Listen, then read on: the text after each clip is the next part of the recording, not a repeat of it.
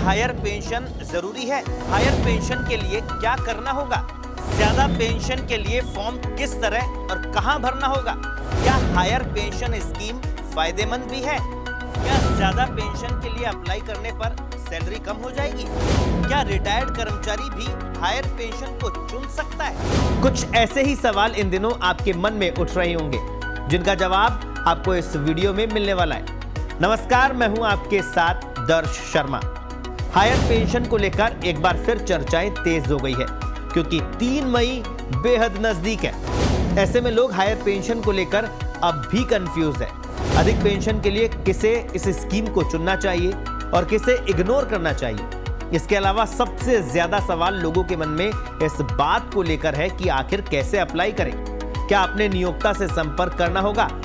आज हम आपको अप्लाई के आसान तरीके बताएंगे, जिससे आप घर बैठे अप्लाई कर सकते हैं। इसके अलावा इससे जुड़े हर सवाल का जवाब देने की कोशिश करेंगे। दरअसल हर ईपीएफओ सदस्य के लिए 2 खाते होते हैं। पहला ईपीएफ यानी कर्मचारी भविष्य निधि, और दूसरा ईपीएस यानी कर्मचारी पेंशन योजना, जिसमें पेंशन की राशि डिपॉजिट की जाती है। कर्मचारी के बेसिक और डीए से हर महीने 12% राशि काटकर ईपीएफ में डाली जाती है।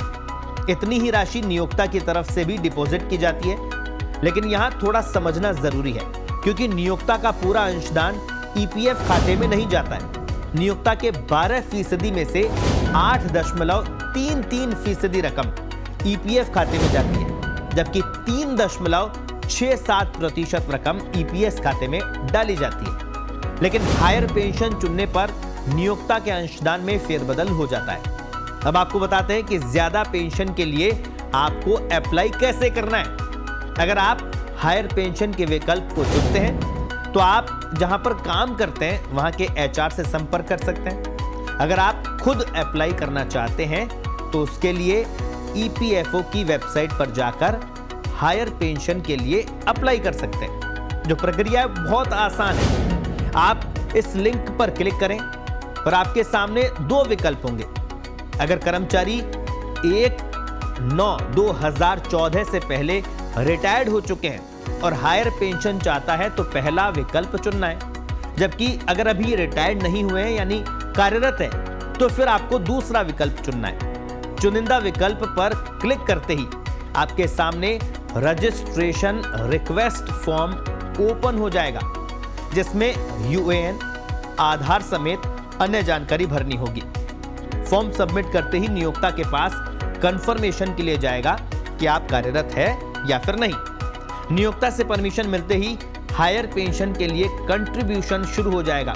अधिकतर लोग इस बात को लेकर कंफ्यूज है कि उन्हें अभी तक हायर पेंशन के संदर्भ में नियोक्ता की ओर से कोई जानकारी नहीं दी गई है। लेकिन हकीकत यह है कि इसमें नियोक्ता की केवल इतनी ही भूमिका है कि आपके द्वारा चुने गए हायर पेंशन के विकल्प पर संस्थान में कार्यरत होने की सहमति दे। बाकी आप खुद से ऑनलाइन हायर पेंशन के लिए अप्लाई कर सकते हैं। ऑफलाइन भी सुविधा है। इसके लिए अपने इलाके के ईपीएफओ दफ्तर जा सकते हैं। यही नहीं, ईपीएफओ की ओर से देश के अलग अलग हिस्सों में हायर पेंशन को लेकर कैंप लगाए जा रहे हैं, जहां जाकर आप फॉर्म भर सकते हैं। अब आपके मन में सवाल उठ रहा होगा कि क्या ज्यादा पेंशन के लिए अप्लाई करने पर सैलरी कम हो जाएगी? तो इसका जवाब है, जो नियम है उसके मुताबिक अगर कोई भी कर्मचारी ज्यादा पेंशन के लिए अप्लाई करता है, तो सैलरी पर इसका कोई भी असर नहीं पड़ेगा। बदलाव का असर नियोक्ता के अंशदान में देखने को मिलेगा। अगर किसी कर्मचारी की बेसिक सैलरी और डीए हर महीने 20,000 रुपए है, तो इस हिसाब से 2400 रुपए कर्मचारी के हिस्से से ईपीएफ खाते में डाला जाता है, और नियोक्ता को भी 2400 रुपए का योगदान देना होता है। लेकिन नियोक्ता का सारा पैसा ईपीएफ खाते में नहीं जाता है। नए नियम के तहत नियोक्ता का 8.3% हिस्सा यानी 1660 रुपए पेंशन खाते में जाने लगेगा। बाकी 740 रुपए ईपीएफ खाते में जाएगा। अभी तक 15,000 रुपए बेसिक और डीए वाले कर्मचारी को नियोक्ता का ईपीएस में अंशदान 8.33% यानी 1,249 रुपए 50 पैसे जाता है। बाकी पैसा ईपीएफ खाते में जाता है। 2014 से ईपीएस में अंशदान पर वेज केप खत्म कर दिया गया है और आपकी बेसिक और डीए के कुल पैसे का 8.33% रकम डालने का विकल्प खुला है। यानी अब बेसिक और डीए मिलाकर जितना फंड बनता है उसमें से 8.33% राशि पेंशन में डालने का विकल्प मिलेगा। अब सवाल ये, क्या नियोक्ता पर हायर पेंशन का बोझ पड़ने वाला है? बोझ किसी के ऊपर नहीं पड़ने वाला है, ना तो कर्मचारी के ऊपर और ना ही नियोक्ता पर। केवल ईपीएफ जो है नियोक्ता की ओर से ईपीएफ खाते में जमा होने वाली राशि अब ईपीएस खाते में जाएगी।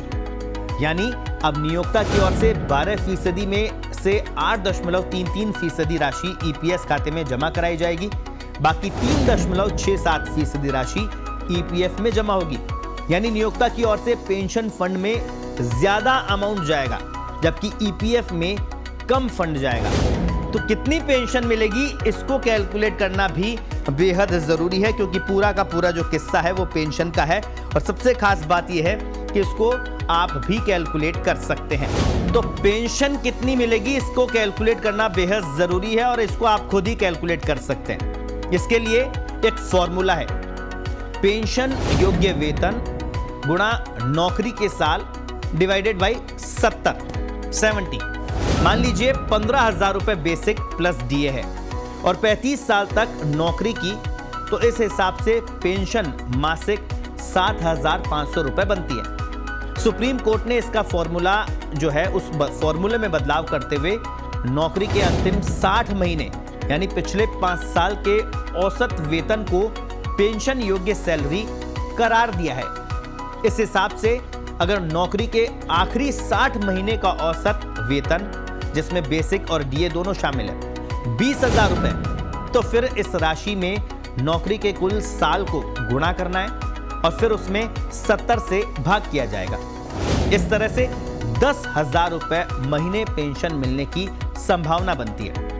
अगर किसी की 1 लाख रुपए बेसिक प्लस डीए है सैलरी, तो फिर इस फॉर्मूले से पेंशन 50,000 रुपए महीने मिलेगी, जो कि 15,000 बेसिक वाले फॉर्मूले से 42,500 रुपए ज्यादा है। 15,000 बेसिक फॉर्मूले से पेंशन हर महीने 60 साल के बाद 7500 रुपए बन रही थी। तो हायर पेंशन चुनने पर कर्मचारी का क्या क्या नफा नुकसान होने वाला है, ये एक सबसे महत्वपूर्ण चीज है। तो सीधे शब्दों में कहें तो इस बदलाव से रिटायरमेंट के बाद एक मुश्त मिलने वाली राशि कम हो जाएगी, जबकि पेंशन ज्यादा मिलने लगेगी। एक्सपर्ट्स का कहना है कि इस योजना के लाभ और नुकसान दोनों हैं। अगर नौकरी में अब कम साल बचे हैं तो फिर हायर पेंशन को इग्नोर करना चाहिए, सारा फोकस एक मुश्त राशि की तरफ होना चाहिए। ऐसे लोगों के लिए पुरानी व्यवस्था के तहत ही आगे बढ़ना चाहिए। लेकिन नौकरी में अधिक साल बचे हैं तो फिर इस विकल्प के तौर पर इसको देखना हो सकता है। मतलब कि अगर आपकी नौकरी में कम से कम 20 साल बचे हैं तो ईपीएस 95 फायदे का सौदा साबित हो सकता है। अब सवाल ये कि क्या रिटायर्ड कर्मचारी भी हायर पेंशन को चुन सकता है? अच्छा, फिर चुन सकता है तो कैसे चुन सकता है? तो इसका जवाब है, रिटायर्ड कर्मचारी भी हायर पेंशन के लिए अप्लाई कर सकता है। उन्हें भी नए नियम के मुताबिक पेंशन मिलेगी, लेकिन तब ज्यादा पेंशन मिलेगी जब उनके ईपीएस अकाउंट में ज्यादा पैसा रहेगा। इसके लिए रिटायर्ड कर्मचारी को ईपीएफ का फंड ईपीएस में डालना होगा।